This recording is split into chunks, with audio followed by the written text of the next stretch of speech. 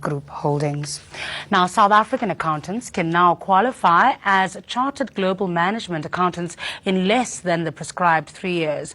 According to a memorandum of understanding signed this evening between the South African Institute of Chartered Accountants and the Global Chartered Institute of Management Accountants, members of the respective organizations will now be able to acquire each other's qualifications without having to undergo years of training. Instead, work experience will be taken into account.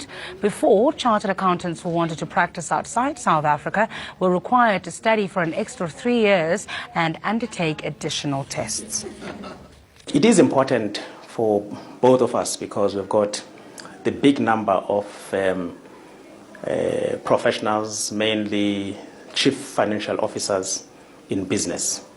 And this is where the qualification of a chartered accountant and that of the CGMA very, very useful in running successful enterprises to make sure that those CFOs are able to add value in business and respond to practical things like sustainable growth, issues of avoiding the emergence of the downgrades, issues of enhancing good governance, issues of making sure that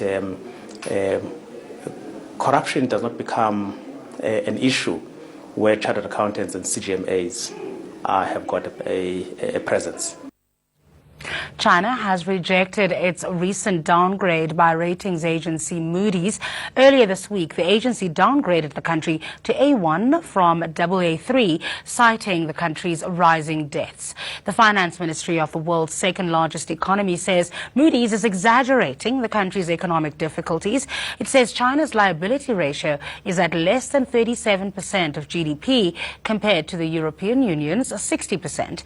This means it's far below the level of other major economies and emerging markets. The BRICS